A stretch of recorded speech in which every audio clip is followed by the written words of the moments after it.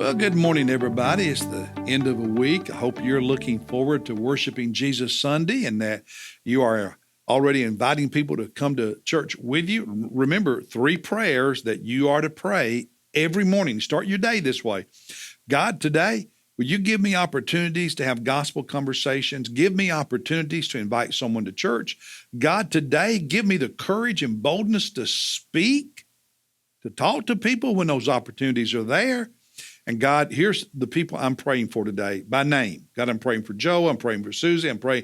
God, I pray for them right now because they're not walking with you, Jesus. They don't know you. If they died, they'd go to hell. And I'm praying for them to be saved. Every day, pray those 3 prayers. Well, for our devotion and our Bible reading plan this Friday, we are in Proverbs chapter 9.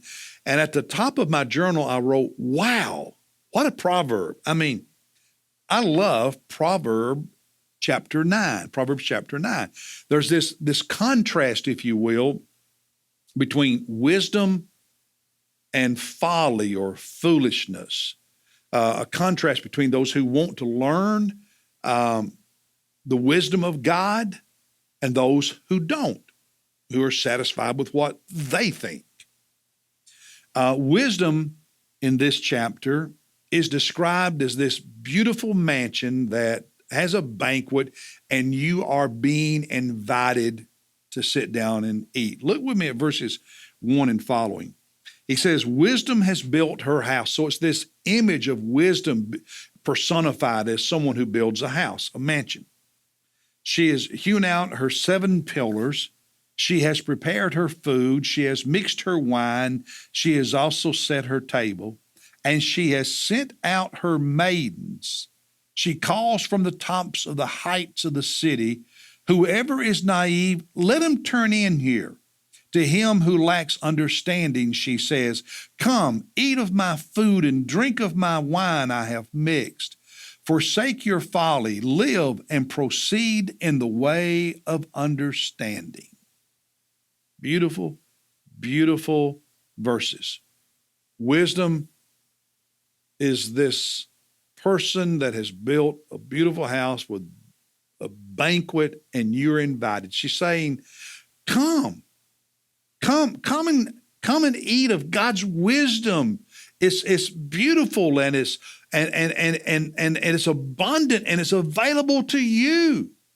Folly or foolishness, on the other hand, is described in Proverbs chapter 9 as a very loud, boisterous woman who lies and deceives the unsuspecting fool. Look at verse 13.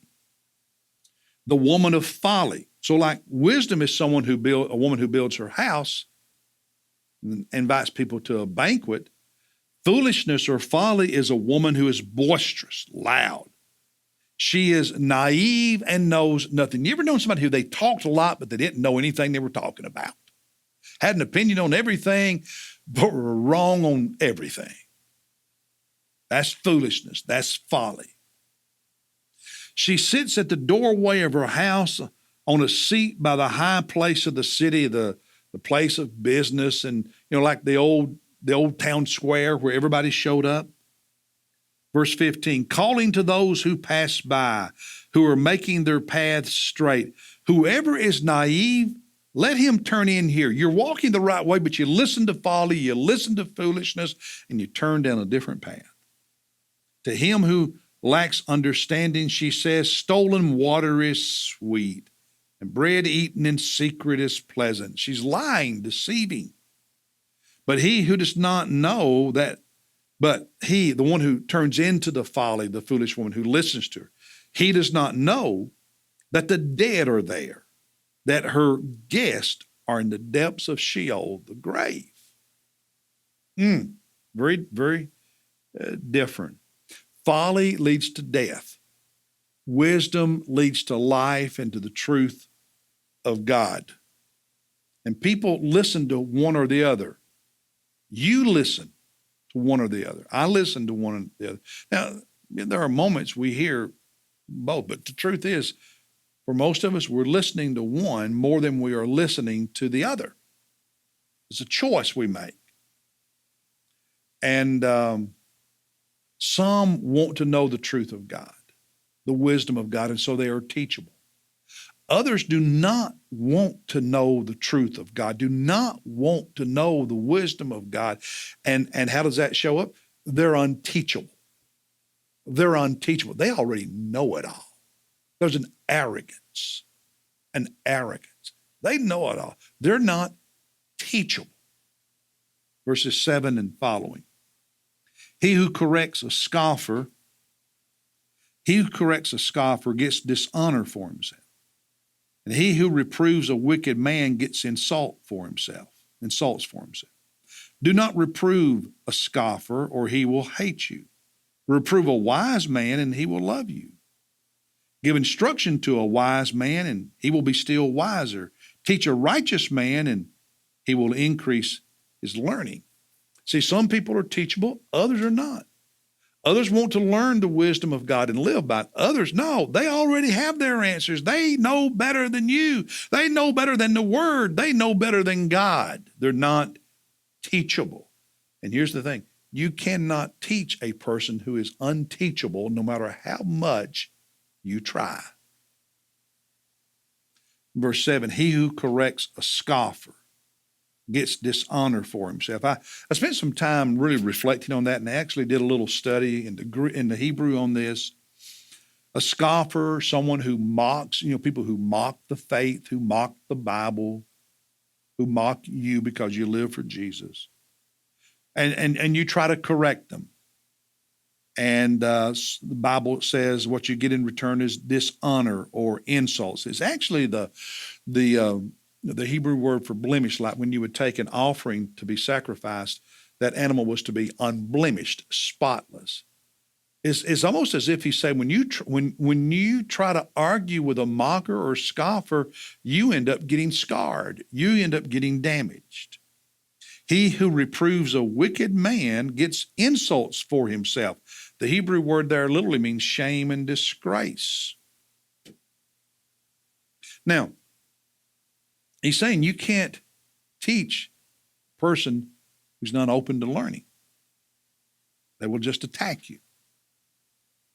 And sometimes I think in our Christian lives, in our desire to reach people, we spend so much energy and so much time on trying to reach the ones who are not open, who are not teachable, that we don't see the harvest right in front of us.